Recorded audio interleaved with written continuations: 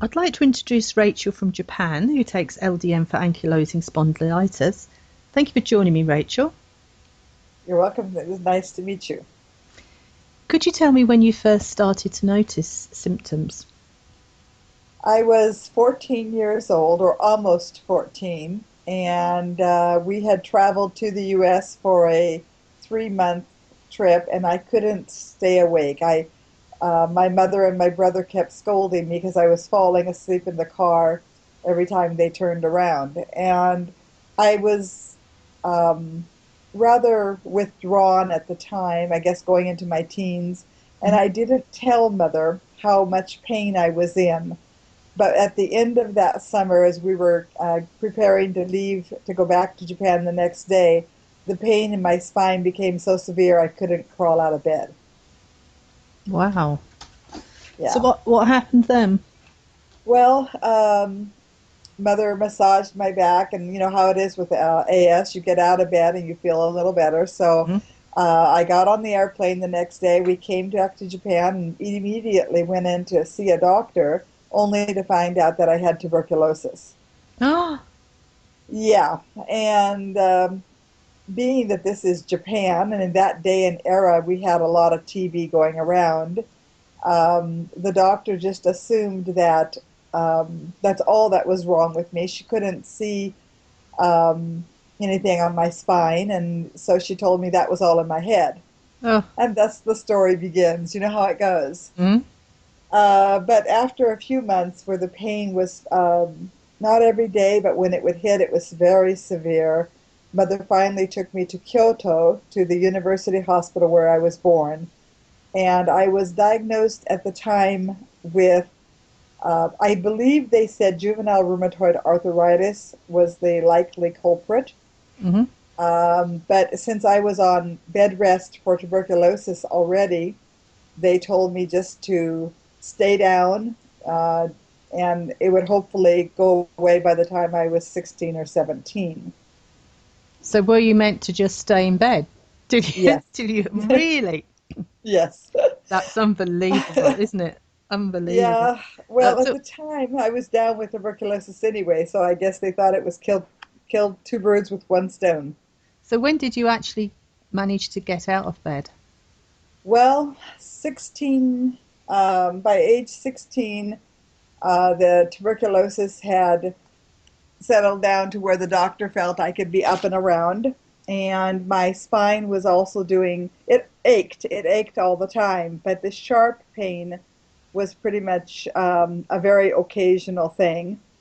So we moved back at that time from Japan to the US, and the American doctor said I had to stay on the TB medicine, but I didn't even tell them about my spine. By this point, I had given up. I just figured it was the way it was going to be. Hmm. What happened to your schooling in that time? Well, I was forbidden to open books. I'm quite the reader, and so I would sneak books under my pillows with a flashlight against all rules. But fortunately for me, I had been quite a bit ahead of my grade level. So I only had a few electives remaining in my correspondence course. When I got ill, I was almost through high school. So it was just a matter of finishing off when I got to the US. Okay. So what happened then? When did the problem start Well, to come back? I was got married very young to my childhood sweetheart who came from Japan, and we decided to go to college together. So we got married, avoid all the visa issues. Hmm. And unfortunately, I got pregnant right off the bat. And so when I had my first child, I noticed the pain in my spine was worse. But with a new baby, you figure it's mainly, just lack of sleep and carrying a baby around. And I didn't give it a whole lot of thought. I was tired a lot, my spine hurt, but that had become the norm. But then I had my second child, and when that happened, I started running fevers, just constantly running low-grade fevers and very exhausted. Some days I would faint and find myself on the floor and wonder how I got there. My vision would, from time to time, become very blurred, and I would be unable to, like, I'd be driving down the road and suddenly couldn't see. So, I didn't know at this time, we didn't have insurance. So I had just decided that this was the way everybody felt. I didn't think of myself as being ill. I had almost forgotten the diagnosis of rheumatoid arthritis. They told me it would go away when I was, a late teenager, so I didn't connect the dots. And I never went into the doctor. I took Advil, pain reliever. I think in those days I was taking probably aspirin or Tylenol. I'm not sure. Later on, went to Advil. Um, I wasn't a complainer, so I didn't talk about it. I just grit my teeth and, bore it. And this went on for years. And then I went through a point where I couldn't wear a bra because it would hit right on the bad spot. Uh, you know, for years, I just lived with the pain and figured that that was life. Hmm. So when did you have to admit to somebody that there was something wrong? Well, I tried a few times, but as you well know, with Ankylosing spondylitis, it's difficult to diagnose. And I went to the chiropractor, on a regular basis for a while. Um, I had X-rays taken one time, and they said that my middle of my back was calcified, whatever that was supposed to mean. But in the earlier years, I think that one X-ray taken at a local lab that the chiropractor was the only one who looked at was the only real care that I got. But when we moved back to Japan, I was late 20s and working full time as well as working in the church. And it got so severe that I would drop the chalk when I was trying to write on the chalkboard. I would, I couldn't stand bright lights or loud noises. Um, I couldn't stand watching comedy because the emotional um, nature of it would upset my nerves. But like I say, at this point in time, I still wasn't getting any medical help, but it became quite noticeable that I was always in pain. And finally, a friend introduced me to her doctor, who then introduced me to a university hospital, and they diagnosed me with one of the way they put it was you have a collagen vascular disease. And they told me there was, like seven in the category, but that it would take a year to put a name on it. And I asked them if they could cure it. They had already put me on steroids, which I was having problems with. And I told them, if you can't cure it, I'm not coming back. And I'm a rather strong-willed individual, so he told me I give you 1 year, two if you're very lucky, and you'll be begging me to put you back on steroids. It was 21 years before I ever went back. Wow. But I lived in pain. Um, I don't know how I did it, actually, looking back, but you're Mm. young and stupid. So what happened next? Well, let's fast forward here. Age 41, I started my own company.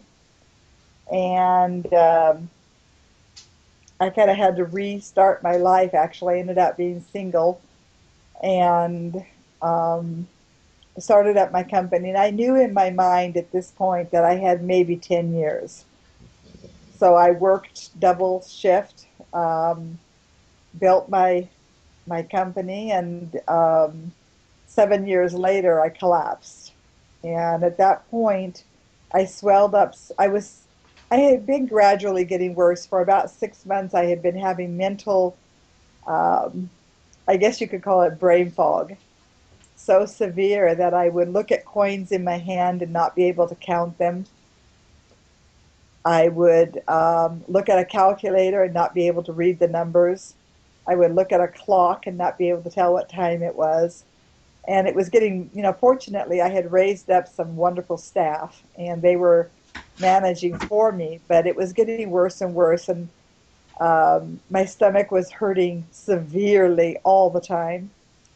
And I guess I gave up when my hands and feet and stomach all became so swollen that I couldn't even go to the restroom by myself because I couldn't undress.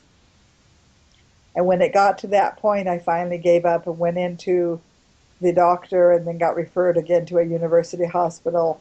And I was diagnosed with juvenile rheumatoid, not juvenile, with rheumatoid, with, sorry, Ankylosing spondylitis within the first day. Ah, okay. Hmm. X-rays. And what medication do they give you? Well, they put me on, well, first of all, because I had tuberculosis, they had to put me on tuberculosis medicine first because they wanted to put me on chemo, which can cause tuberculosis. So after 2 weeks of tuberculosis medicine and pain medicine, they put me on chemotherapy. Hmm. But the chemo um, can have quite a bit of side effects, even with they work your dosage up rather gradually. But even with that, the side effects were nausea, coughing for me, I suppose because my lungs are weakened. Um, but they put me on chemo for 1 year. They kept raising my dosage. But when they hit 18 milligrams, I went blind or more or less blind in my right eye. Mm, goodness. And I kept telling them, I think it's the chemo. And they kept telling me, no, no, no, it's not the chemo. But they couldn't find any inflammation, which would be the typical. Hmm. So they kept saying, well, we don't understand what's wrong. You don't have very much cataracts. It looks like you may have, um, oh shoot, what's the English term for it? Glaucoma. All right. Mm-hmm. They put me on glaucoma medication. And fast forward 1 year of being on the chemo, and this eye situation happened, and now I started getting cataracts very rapidly in my right eye, and my vision kept dropping by the month. And at this time, they had raised me clear up to 20 milligrams of chemo, and I finally told them, I said, no more. So they Mm-hmm. started dropping the chemo dosage, and they put me on Humira. Third injection, which is 2 weeks apart, third injection, and it felt like somebody had stabbed my eye with a knife. Oh. And I called the university hospital and I said, I'm going off this thing. I need to come in. Went back in and I told the doctor, I said, get out your medical books. I want you to look up LDN. And within 2 months, I had completely gone off the chemo, or 3 months, completely gone off the chemo and was just on LDN. What dose did you start initially? Well, I found LDN on some of the chat rooms for people with autoimmune disease, and I had found Raven, Hmm. and she told me to start with 1.5 milligrams. And of course, I love to research, so I had spent a lot of time, or as much as my eyes would allow, on the internet reading every piece of advice I could find. So I started with 1.5. I worked my way up to 3, and I am now on 4.5 twice a day, every 12 hours. Hmm. And what results did you have with LDN? Well, for me, it was almost instantaneous, and I gather this is not that unusual. My Japanese doctor couldn't even find LDN in the books. So I had to kind of go off the books here and order it um, privately. Hmm. But I did talk with a doctor online, and as I was doing this, I had energy from day one. Pain reduction was less so, but I could push through a day a lot easier, even at 1.5. But especially once I got it up to 2 grams, Hmm. I started noticing considerable more. Um, I guess energy is the only word I can use. I could get through a day without collapsing. Mental clarity was a lot better. Swelling began to go down in my hands. Once I reached 3, I stayed there for a very long time, even though I felt it wasn't quite enough. I was a little nervous to go any higher, but eventually, like I say, I ended up at 4.5, and then as of 2 months ago, after 1 year, I went up to every 12 hours. But for me, the mental clarity is, right now it's almost 11 o'clock at night and my mind is still fairly clear. I don't have any issues with numbers, which was really severe for me. I am able to work my way through a day running my company without, I mean, I still have bad days when I'll collapse, when the pain will get bad, when I'll swell up, but they're not the day-to-day struggle that it was. I always will have some pain. I am fused in all but 3 vertebrae. So, you know, And what would you say to other people who've got a similar condition to yourself about LDN? if you can get a doctor to work with you, definitely go with a doctor because you'll be less scared. But I think the number one thing I would say to anyone is, what do you have to lose? Arm yourself with knowledge, study it for yourself. Don't take anybody's word for anything. There's a lot of information out there. Check it from every source you can possibly check it from, and you don't, there's no side effects to this. The only thing you might experience is some sleep deprivation in the first couple weeks. You kind of wild dreams and feeling like you didn't really sleep, but you still end up with the energy. So again, what do you have to lose? What would you say your quality of life was like prior to starting LDN? On a score By of the 1 to 10, 10 being the best. I would say about a 2 or maybe 2.5.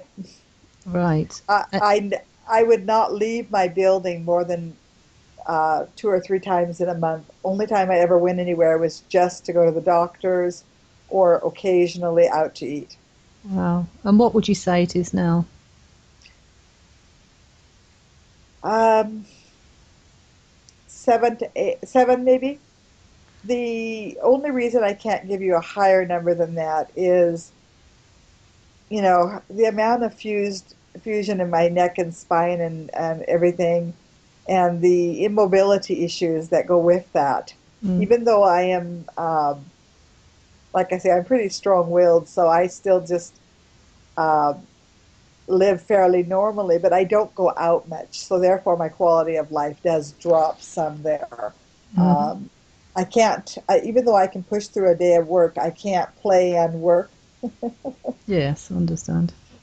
But Yeah. even so, going from a 2.5 at best to a 7 is pretty good going, isn't it? Very good. Yes, I've only been on LDN for a year and 2 months. Hmm. So considering that, I would say it's excellent. Just for your information, my daughter has inherited my disease and actually is in a very active inflammation mode and has been for several years. So I put her on it once I saw that I was going to do well on it. And even though she has asthma, so she's on medications, and probably for that reason, she doesn't get quite the efficacy that I get. but she is able to do a lot more than she was before the LDN, and you couldn't take it away from her if you tried. And Well, that my says a lot. Hmm. yeah, and my 10-year-old grandson takes it for asthma with good results. Oh, an LDN family. Yes. Thank you very much for sharing your absolutely amazing story with us, Rachel. Well, I would tell anybody that it's definitely worth trying. Nothing works for everybody. I don't expect LDN to cure me, but it definitely gives a lot of relief and gives me a quality of life that I wouldn't have otherwise.